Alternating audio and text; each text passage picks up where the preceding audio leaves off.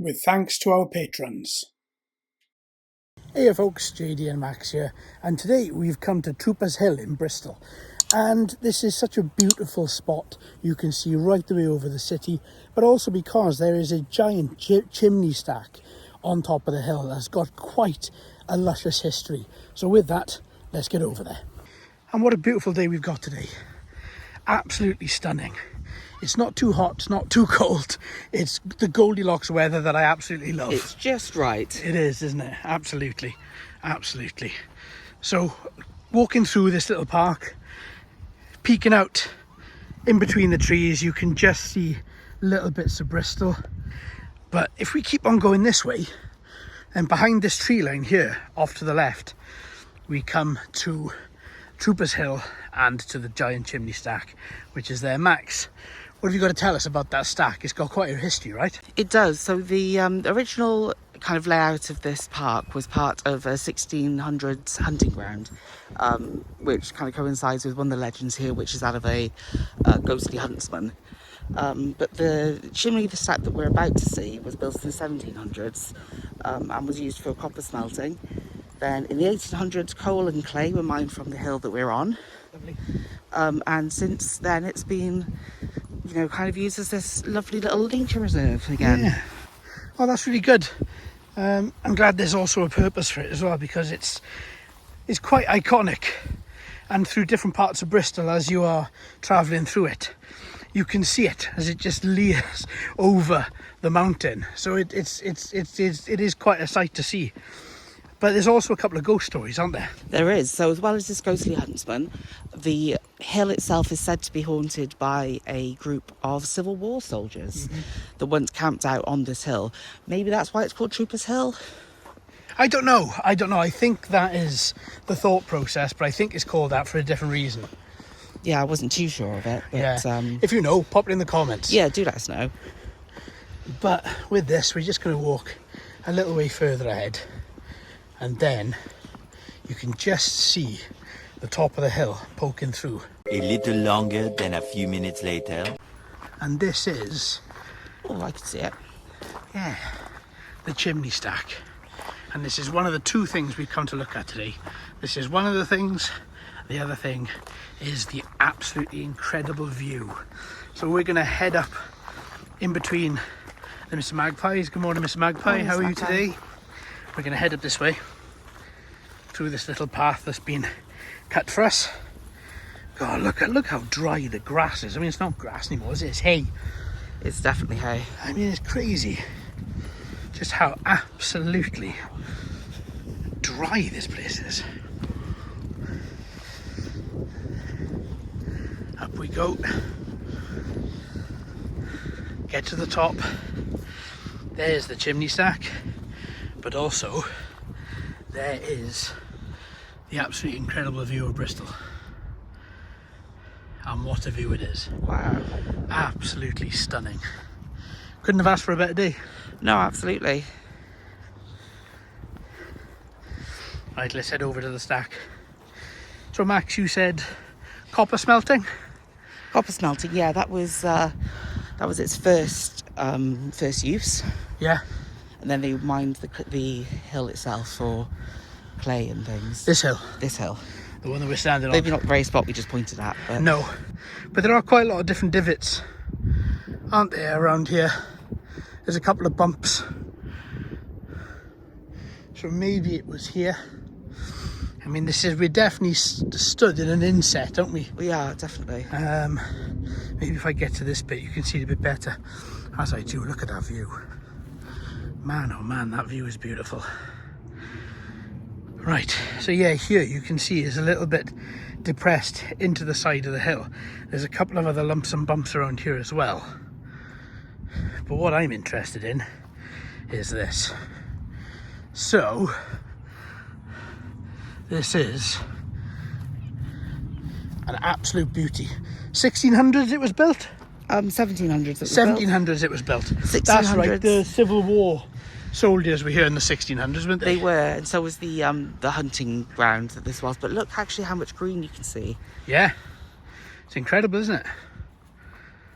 And luckily we came that way, because if not, we would have had to have walked right the way. Well, you can see the path down here. We would have to have walked all the way up that hill.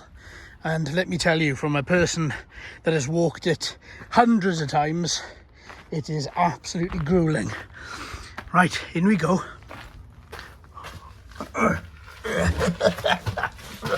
Right, I'm gonna tip that up there and have a little look.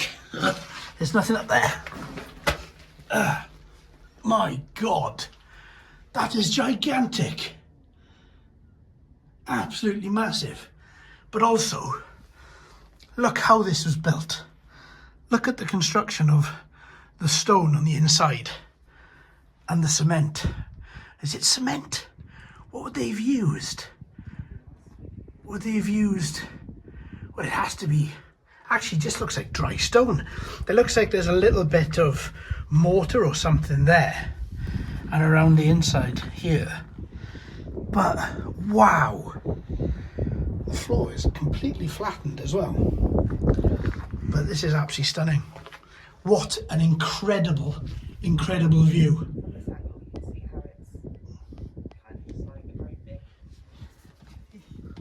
How it's kind of just like a great big kiln. Is it? Oh, Okay. I expected that to be a little bit easier to get in and out of. We're getting old now. I am. Yeah, that's not exactly the easiest to get in. I like how it bulges around the side. Yeah, it's kiln-like, isn't it? It is very kiln-like. And then right the way up to the top.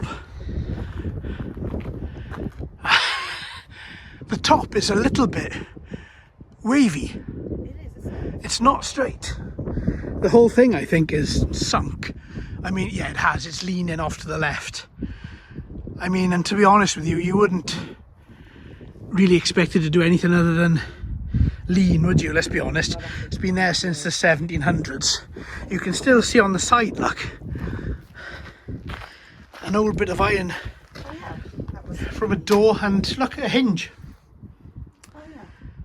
That hinge looks a bit newer.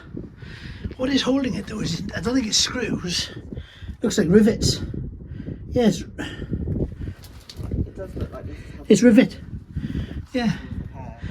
And then there's something on the side, like a hole in the side there. I guess there would have been a door. It has had a repair on the side, hasn't it, Max? You can see the grey there just stands out, very dark around the sides. Yeah. And it's so... Oh, then again, I don't know. I mean, it may have done. They may have just repaired it all the way around. You think that it would need some repairs after 300 years, isn't it? Yeah. And it is. It's definitely leaning off and to the left. 100%. But my God, what an impressive structure. I still find it so absolutely incredible that in the 1700s they were able to build something without the use of cranes like we have. Like down a little way further ahead of us, there are all these cranes, and we're used to seeing them, and also taking for granted that those cranes can then build monolithic structures such as this. But how did they do it in the 1700s? I guess they would build a trebuchet type or an A-frame and then hoist it. Yeah, lots of scaffolding and things, you'd think. Yeah, but it is remarkable. I wouldn't fancy doing it. It's the first time I've been in there. Have you been in there? No, I don't think my back will allow it, to be honest. Okay, that's fair enough. Yeah, it's really impressive in there. What an absolutely incredible structure. And it's definitely leaning off. I'll see if I can get a better photo, a better angle of the lean, because it really is going over. But then again, it's the ground, that's going to be quite a weight, and the foundations would move. See it? It's leaning off now to the right, but when we were standing in front of it, off to the left. But I imagine, oh, I just fell into a little divoty hole thing. But there's the lean. So yeah, that. And that, the top of it, right at the top, is red brick. It is. Interesting. The rest of it is stone. That seems like as if there's centuries colliding. It does, doesn't it? With that.